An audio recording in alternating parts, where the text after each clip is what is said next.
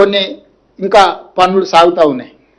అయితే ఈ సందర్భంగా 10 సంవత్సరాలు తెలంగాణ రాష్ట్రం వచ్చిన తర్వాత పరిపాలించాను. 10 సంవత్సరాలలో 5 సంవత్సరాలు హరీష్ రావు గారు సాగునీటి పారుదల శాఖ మంత్రి, ఇంకొక 5 సంవత్సరాలు కల్వకుంట్ల చంద్రశేఖరరావు గారు సాగునీటి పారుదల శాఖ మంత్రి.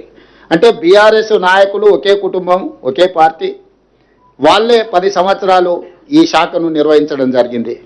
అంటే 10 సంవత్సరాలు ఈ శాఖలను నిర్వహించినప్పుడు సంపూర్ణమైన అవగాహన ఆ పార్టీలో ఎవరికి ఉన్నా లేకపోయినా హరీష్ రావు గారికి, చంద్రశేఖరరావు గారికి ఉండాల్సిన అవసరం ఉందని మేము భావిస్తున్నాం. ఈ సంపూర్ణమైన అవగాహనతోనే తెలంగాణ ప్రయోజనాలను కాపాడడానికి ఈ ప్రభుత్వానికి సహకరించిన, సూచనలు చేసిన నిరభ్యంతరంగా ఈ ప్రభుత్వం వాటిని స్వీకరించడానికి సిద్ధంగా ఉంది.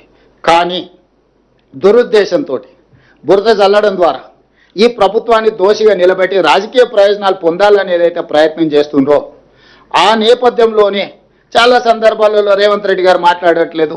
ఎందుకు మౌనంగా ఉన్నాడు? రేవంత్ రెడ్డి గారు ఎందుకు ఈ విషయాలను ప్రశ్నించడం లేదు? ఇట్లా తనదైన శైలిలో వారు మాట్లాడడం మొదలుపెట్టారు. అందుకే ఈరోజు మాట్లాడుతున్న హరీష్ రావు గారు, మాజీ సాగునీటి పారుదల శాఖ మంత్రి గారు, మీరు సాగునీటి పారుదల శాఖ మంత్రిగా ఉన్నప్పుడు, చంద్రశేఖరరావు గారు ముఖ్యమంత్రిగా ఉన్నప్పుడు కేంద్ర ప్రభుత్వం ఏర్పాటు చేసిన అపెక్స్ కౌన్సిల్ సమావేశంలో మీరు పాల్గొని ఏం మాట్లాడినారు, ఏం మీటింగ్ మినిట్స్ రికార్డ్ చేసినారో అక్కడి నుంచి మొదలు పెడతాను నేను. ఈ గోదావరి జలాలకు సంబంధించి, కృష్ణానది జలాలకు సంబంధించి ఆనాడు 2016 21/9/2016 శ్రమశక్తి భవన్ న్యూఢిల్లీ ఈ మీటింగ్ అపెక్స్ కౌన్సిల్ సమావేశంలో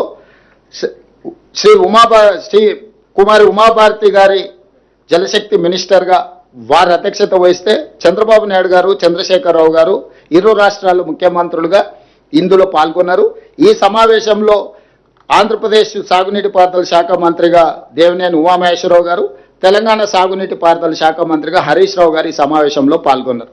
ఈ సమావేశంలో చాలా విషయాలు కృష్ణా నది మీద, గోదావరి నది మీద, అదేవిధంగా Krishna river management board, Godavari river management board నిర్వహణ, ప్రాజెక్టుల నిర్మాణము, ప్రాజెక్టులకు సంబంధించిన అనుమతుల మీద సుదీర్ఘమైన చర్చలు జరిగినాయి. దానికి సంబంధించి 8 పేజీల మీటింగ్ మినిట్స్ రికార్డ్ చేసి ఈ 8 పేజీలలో 6వ పేజీలో 2వ పారాగ్రాఫ్లో దీంట్లో honourable chief minister of Telangana stated before the apex council that, second పారాగ్రాఫ్లో ఏముంది అని అంటే, for the existing ongoing and proposed projects in both the states of Krishna river, more than 1000 TMC of water is required. On the other hand, more than 3000 TMC is going waste into sea every year in Godavari river. Hence, we emphasize that as water is available, it has to be decided how best it can be utilized properly.